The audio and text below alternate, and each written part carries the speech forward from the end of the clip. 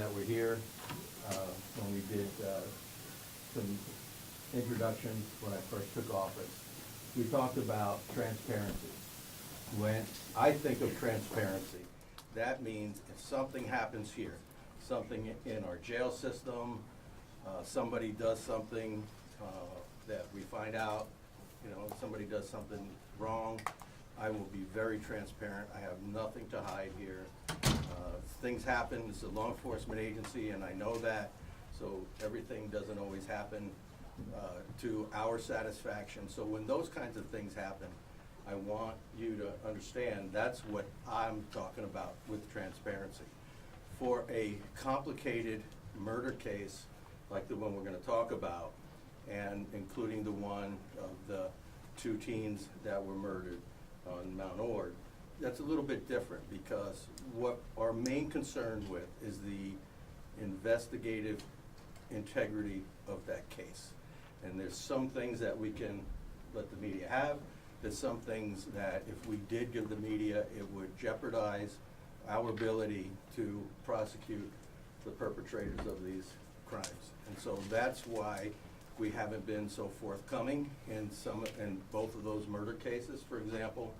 And I would hope that you would understand that our main focus is to put whoever did these crimes behind bars.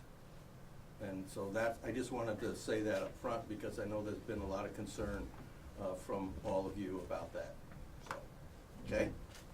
We good to go? Yes, sir. Okay.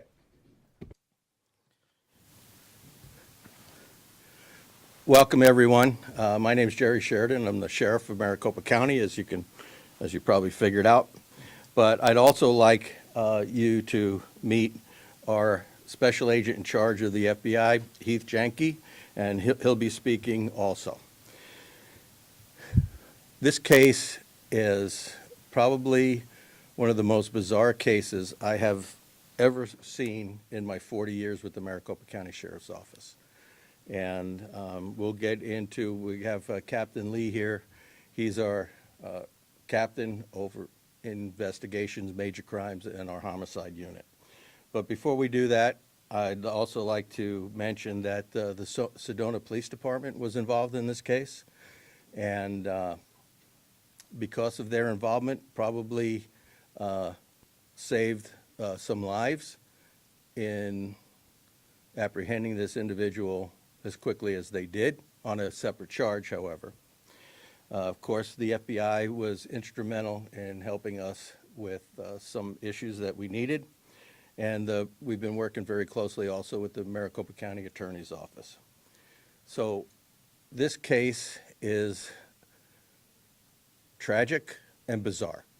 And by bizarre, I mean the way the crime occurred and what happened after the crime.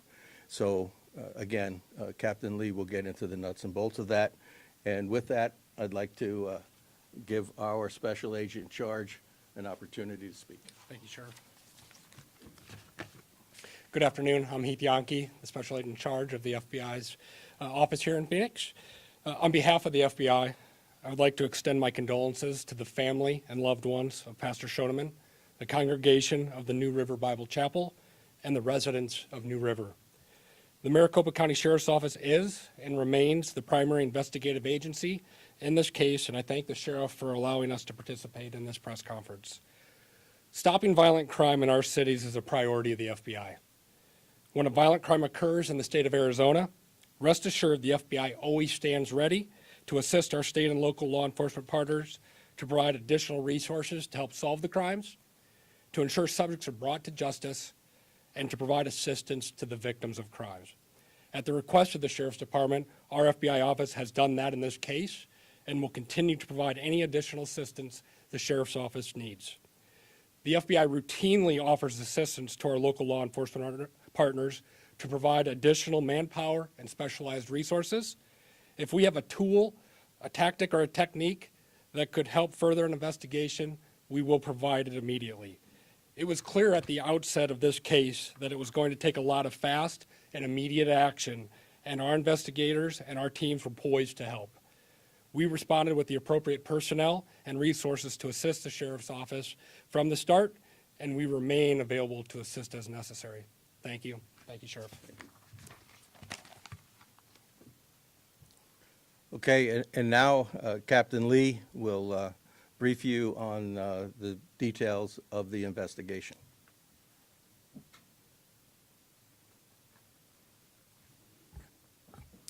Thank you, Sheriff Sheridan. Good afternoon. As he mentioned, I'm Captain Lee of the Major Crimes Divisions, where our homicide unit is housed. Speaking to you today to share information regarding the investigation into the homicide of Pastor William Shaneman. First, I'd like to share my own condolences with his family, his friends, and his congregation. I can't begin to imagine the pain and the loss that they're experiencing. MCSO and our Major Crimes Division remains committed to bringing justice. We grieve with you, and we want to hold the person responsible for this terrible act of violence against Pastor Bill. Having said that, and as the sheriff mentioned, I'd like to point out the homicide investigations take time. This one was particularly delicate as it involved multiple other jurisdictions and related investigations. Our investigators during this investigation left their families, missed events, literally spent days away from their families without going home. They chased down leads. They spent over 100 hours, and certain individuals spent over 100 hours in a single work week pursuing leads in this case.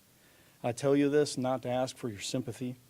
We know what the job takes. We signed up for it, and we're willing to do it, but we appreciate everyone's patience as we piece together the timelines, as we process multiple scenes, even followed dead ends, conducted interviews, coordinated with other jurisdictions, and served search warrants, gathered forensic evidence, and so forth.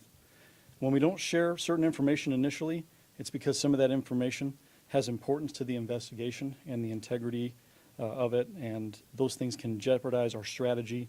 And as we say, we don't know what we don't know sometimes. Sometimes that information can have future significance that we're unaware of. Some details are only known to us and the suspect, and so that helps us to verify also that we have the right person as the focus of our investigation. The ultimate goal of this investigative process is to prevent further violence and danger in the community, to identify the correct suspect, and to put together a complete investigation and ensure the successful prosecution so that we can bring some small semblance of justice and closure to the family and friends of our victim. So as you may know, our victim is 76-year-old Pastor William Shaneman. The suspect's name is Adam Schief. In the early parts of April 2025, Adam Schief left his home state, walked away from his job, and traveled to Arizona. Adam Schief had a plan. In late April, he was in the area of the New River Bible Church, where Bill is the pastor, and a community member noted his suspicious behavior. In the days following, Adam Schief is alleged to have committed a burglary in the area. And as he fled as law enforcement was arriving, and law enforcement was unable to apprehend him at that time, unfortunately. Law enforcement did take some of his property at that time as evidence. Schief returned to the area and is alleged to have stolen a vehicle in the days preceding the homicide. William Shaneman was last seen alive on April 27th. On April 28th in the evening, a welfare check was conducted on Bill, and at this time he was found in his home where he lived alone, deceased, and the homicide investigation commenced. Out of respect for Pastor Shaneman and his family, I won't be sharing details of the crime scene today. The scene and Bill's church were processed for about 2 days, where we're looking for possible evidence and signs of a motive. Based on what we found, it did not appear that robbery or theft was a motive in this case. On April 29th, Sedona PD was called to investigate a series of crimes to include a burglary, unlawful flight from law enforcement, a minor hit-and-run collision in which the previously mentioned vehicle allegedly stolen by Schief was recovered by Sedona PD near a trailhead. Schief was unfortunately, again, not apprehended at that time. Items recovered from that vehicle suggested a link to our homicide scene. On April 30th, MCSO was made aware of the suspicious behavior previously mentioned by Adam Schief at the New River Bible Church. This was a crucial link in our investigation. MCSO and Sedona PD began to collaborate in this case, and Adam Schief was subsequently taken into custody by Sedona PD with the help of Yavapai County Sheriff's deputies, as well as a regional quick response force. At this time, I'd like to stress that William Shaneman is a true victim in every sense of the word. We are unaware of any tie between Shaneman and Schief, and there are no known credible allegations of criminal activity, criminal association, or activity by William Schieneman that would have led to this tragedy. He was targeted at random. At this time, we have information that suggests Schief acted alone, and there is no further danger to the community from Adam Schief. The information we have has indicated that the motive was religious in nature, and that there were a number of future victims planned, some of those in Arizona, and that he had taken action in furtherance of those additional crimes. We have been in contact with those identified victims, and we are investigating or assisting with those incidents as well. Charges are pending and are planned to be submitted very shortly. The investigation is wrapping up. Once those charges have been submitted and an indictment decision's been made, we will have additional details that we could make available to the public.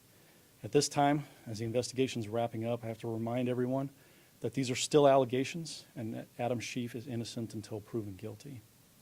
I'd like to thank the community, the homicide team and members, the crime lab personnel, the data analysts, the FBI, Sedona, Yavapai County, and the other law enforcement partnerships that we've worked with in this region that have brought this investigation to where it is now. Thank you. All right. I don't know how this works. Okay. So without saying as much as you can, there was a religious motive here. That was evidence that was recovered from some of the scenes that we processed. And then how many victims were on a list, or how did you know that, and how many people? That came from interviews. There is a known number, and I'm not ready to share that number at this time, as it may affect the investigation. Okay.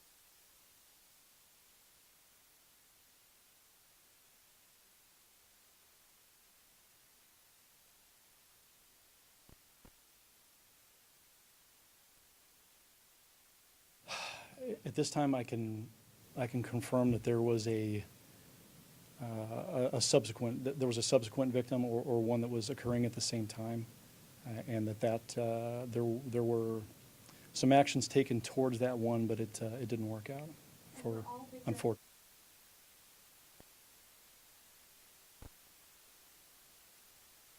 At this time, we can say that the motive of what we know is religious.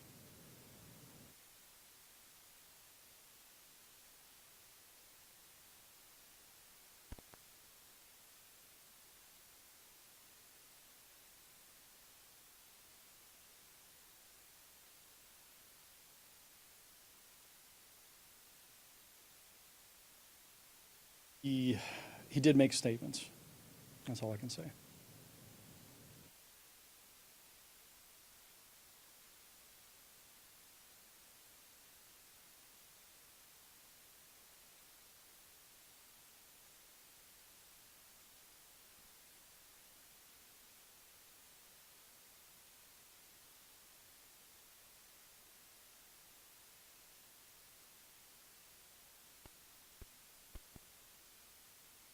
They were shaken up about it. Oh, understandably so. Yeah, this was very, very heinous, and the problem with balancing the investigation and the needs of the community is we want to make sure that the community feels safe, but we also have information that we can't share. As far as the timeline goes, I don't know that I can confirm when certain interview or information was shared, but I do know that we were called to that scene in the evening of the 28th, and that by the 30th, we were relatively certain that we had a lone suspect in custody.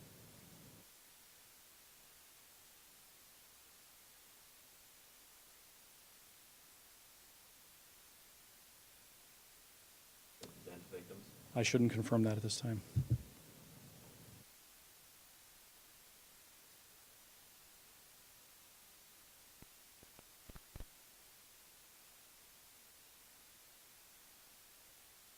You can always, in hindsight, look back and find things and ways to improve. About how this started. Timeline. I know, but can you talk specifically about like a potential state of mind? I know.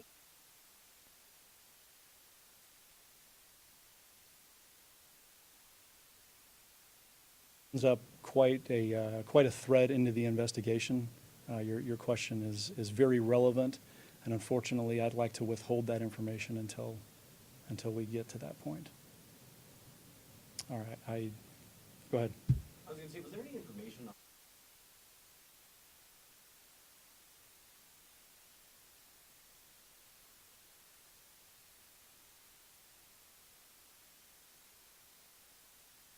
I would really prefer not to get into that.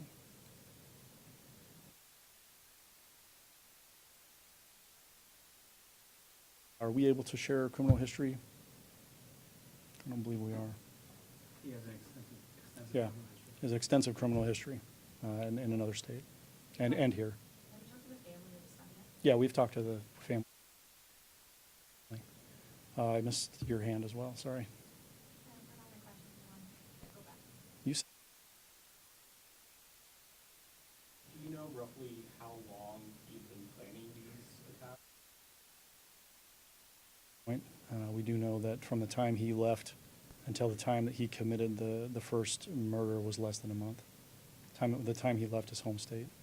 I know you mentioned that these victims were selected at random, or at least Pastor Shaneman was targeted at random. Any indication on how he went about choosing these victims? How he I- found Pastor Shaneman? Yes, there's some indications of how he discovered that information, but we can't share that right now. Go ahead. You mentioned extensive criminal history in another state. Does that include violent crime, or you're not able to say? That included violent crime. What state is that? Hmm? His home state? I prefer not to say at this time. We have two more questions. Is the sheriff able to elaborate on exactly what makes the case so bizarre, the bizarrest you've seen in your 4 years in law enforcement? Well, like the captain said, out of respect for the family, not at this time. And we will do a follow-up press conference once we have the suspect indicted and charged. And then we'll be able to answer some of these questions for you. And we did this press conference, at your request. We got a lot of pressure, and it's a little bit premature, but we didn't want to put you off any longer because the public does have a right to know. And as far as us saying that there was no longer a threat to the community, well, we kind of knew that we had the right guy. And he was in custody, and he still is in custody in Coconino County. Yes. Charges recommended, what are we looking at? We're in the process of doing that now, and I don't know, Captain, do you want to talk about that? Sure. Yeah, there will be. Thank you, Sheriff. There's going to be ongoing collaboration with the county attorney's office as we work through some of the other crimes that were committed in addition to the homicide, and also with the furtherance of some of the other planned events. Has he confessed or admitted to doing this? At this time, I'd prefer not to comment on the status of the interviews because there's still information that we need. We're good. Okay. I want to clear something up real quick. He's not in our custody. When he's extradited to the sheriff's custody, we will advise when that happens. Number two, no charges have been filed. As the captain said, we're working with the county attorney. And the other thing I just want to add on to what the sheriff said, when we put out the statement from the office that there was no threat to the community, he was in custody already. That's what made it so sure. And we always do these things with the communities, thinking about public safety all the time. So we appreciate you guys coming out. The second we have more information that's releasable, we will shoot it out to you guys. Thank you.